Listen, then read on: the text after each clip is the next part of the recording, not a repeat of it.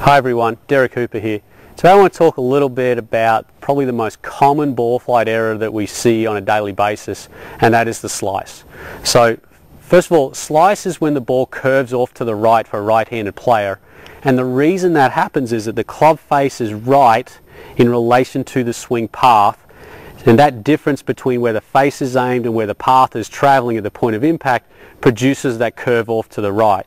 So we're going to talk about a couple of things today which I'll work through with players. First of all, to help them identify where that slice might be coming from, and then second of all, how are they going to get that club face to match the path a little better so they can hit the ball a little bit straighter. So if I'm working with a student and I'm trying to help them get the club face more square and less open because we're trying to get rid of their slice, there's a couple of things I'm going to check before we do any motion drills or change anything. First thing you want to check is where is their ball position. If the ball's too far forward in their stance, then by the time they get to the ball, the path's going to be traveling left, and there's a pretty good chance that they're going to have a slice on that type of ball position. The other thing that I want to check is, where is their grip? If the grip is rotated too much to the left, the club face is going to come in open as well, and that's going to produce the slice also. So if you're slicing the ball, a couple of things you want to check. Make sure that if anything, your grip is a little too much to the right rather than anything else. We don't want it extreme, but a little to the right would be helpful.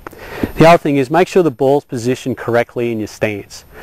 From there, we're going to do some drills with a player because I want to get them to understand a little better of how the club should come through impact. Because typically what these players who slice the ball do is they come through and go too much this way, leaving the club face wide open. Now I'm exaggerating a little bit when I'm showing you, but that's the effect that they get. So it tends to be this sort of motion, club face open, and I've got to get the player used to how does the club square up so they can hit the ball a little straighter. So the drills that we would do, I'd start off with getting them to just set the club here. I want to make sure that, so this is a downswing position, I want to make sure that the toe of the club is slightly ahead of the heel at this point. From there I'd get them to turn, and I want them to see that the club face is square. So how do they go? I want them to get the sense of how do they go from here, rotate the body, get the club face square, and then when they come through I want to see the toe of the club up in the air again in the follow through. So if I do it facing you again, so there's our backswing, back to impact, and then I want the toe of the club up in the follow through. So the face is staying square to the arc the whole way through the drill. Once they can do that in a practice swing, then I'm going to let the player hit some golf balls. And again, we're going to get them to set up. I want to be here, through and hit the ball, and then hold that finish, and I'm looking to make sure the toe of the club is up in the air.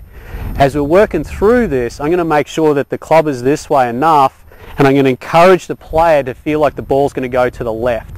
So I want them to feel like the club face is closing just a little bit more than they're used to through impact. So when they're hitting these short shots, the ball's actually curving to the left rather than going anywhere else.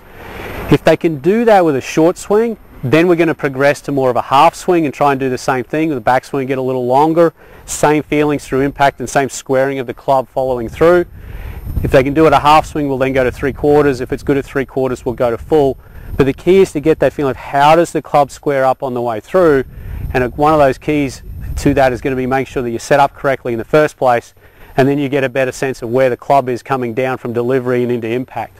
So if you get away, check your ball position and grip first of all, and then get into doing those drills of getting the club face to square up and even feeling like you're hitting the ball, or getting the ball, to go a little left, you'll get a much better sense of how to get the club face back to square, and you get rid of your slice in no time.